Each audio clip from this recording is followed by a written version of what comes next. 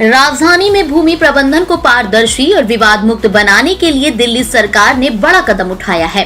मुख्यमंत्री रेखा गुप्ता ने कहा कि अब दिल्ली की हर जमीन को 14 अंकों की यूनिक पहचान संख्या दी जाएगी। इस सिस्टम को भू आधार नाम भी दिया गया है, जो जमीन के लिए आधार कार्ड की तरह काम करेगा। NHI की KMPUER2 को जोड़ने की योजना के लिए कृषि भूमि अधिग्रहण पर उत्तर पश्चिम दिल्ली के गांवों में विरोध तेज हो गया है। ग्रामीणों का आरोप है कि बाजार दर के बजाय 17 साल पुराने सर्किल रेट के आधार पर मुआवजा तय किया जा रहा है। इसी मुद्दे पर मदनपुर डबास में 30 गांवों की संयुक्त पंचायत हुई, जिसमें बड़ी संख्या में लोग शामिल हुए। दिल्ली में दवा दुकानों पर 20 से 80% तक भारी छूट वाले बड़े बोर्ड अब जल्द नजर नहीं आएंगे। ड्रग विभाग ने ऐसे मामलों की जांच शुरू करने का फैसला किया है।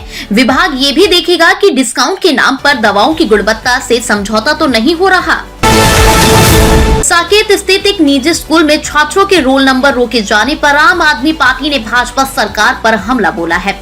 प्रदेश अध्यक्ष सौरभ भारद्वाज ने आरोप लगाया कि भाजपा सरकार निजी स्कूलों के साथ खड़ी है। उन्होंने कहा कि सरकार अभिभावकों की शिकायतों पर चुप्पी साधे हुए है। कांग्रेस प्रदेश अध्यक्ष देवेंद्र यादव ने निजी स्कूलों की फीस वृद्धि के मुद्दे पर भाजपा सरकार को घेरा है। उन्होंने कहा कि कानून बनाकर प्रचार तो किया गया, लेकिन उसे लागू कराने में सरकार विफल रही है। उनका आरोप ये भी है कि आज भी कई प्राइवेट स्कूल मनमानी और अनाप शनाप फीस वसूल रही हैं। भाजपा प्रदेश अध्यक्ष वीरेंद्र सचदेवा ने फीस वृद्धि और बोर्ड परीक्षार्थियों के रोल नंबर में देरी के मुद्दे पर आप पर पलटवार किया है। उन्होंने कहा कि ये विवाद कोविड काल 2020 से चल रहा है और स्कूल प्रबंधन और कुछ अभिभावकों के बीच का मामला है। उनके अनुसार ये मामला पिछले करीब 5 वर्षों से कोर्ट में लंबित है और वर्तमान सरकार से इसका संबंध नहीं है। आम आदमी पार्टी ने कथित रूप से निकाले गए संविदा कर्मचारियों के समर्थन में आंदोलन की तैयारी तेज कर दी है। पार्टी अध्यक्ष ने सभी प्रभावित कर्मचारियों से 1 मार्च को पहुंचकर आवाज उठाने की अपील की है। उन्होंने कहा कि पार्टी कर्मचारियों के हक और सम्मान की लड़ाई सड़क पर मजबूती से लड़ेगी। राज्यसभा सांसद अजय सिंह ने दिल्ली के एक थाने में आयशा की महिला नेताओं के साथ कथित अभद्र व्यवहार को लेकर केंद्र सरकार पर हमला बोला है। उन्होंने इस कानून व्यवस्था की सच्चाई बताते हुए सवाल उठाए कि संजय सिंह का आरोप है कि थाने के भीतर महिला नेताओं को गालियां दी गई और अपमानजनक टिप्पणियां भी की गई। विधानसभा अध्यक्ष विजेंद्र गुप्ता ने 8वीं विधानसभा की विभिन्न समितियों में कार्यरत सदस्यों को परामर्श जारी किया है। उन्होंने समिति कार्यों में गंभीर और नियमित सहभागिता सुनिश्चित करने का आह्वान किया। अध्यक्ष ने कहा कि सदन समितियां विधायी निगरानी की सशक्त आधारशिला है। राजधानी में रविवार को महाशिवरात्रि पर्व श्रद्धा और जयघोष के बीच मनाया गया।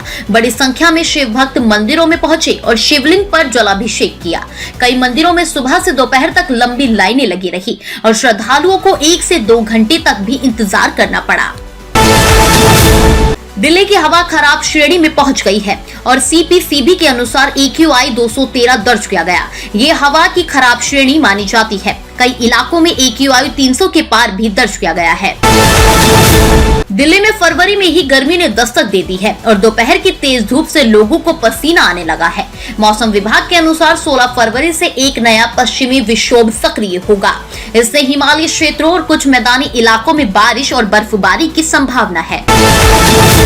मुनक नहर के पास मुठभेड़ के बाद लॉरेंस बिश्नोई गैंग के 3 बदमाश गिरफ्तार किए गए हैं। बवाना थाना और स्पेशल स्टाफ की संयुक्त टीम ने इन्हें पकड़ा है, जिसमें एक बदमाश के पैर में गोली लगी है। पुलिस के अनुसार ये बदमाश बवाना इलाके में प्लास्टिक कारोबारी की हत्या में शामिल था। बिहार के गया में नकली दवाइयों की फैक्ट्री पकड़े जाने के मामले में पुलिस की जांच जारी है। आज भी गया में छापेमारी की जा रही है। वहीं पुलिस को आशंका है कि कुछ और आरोपियों की गिरफ्तारी हो सकती है।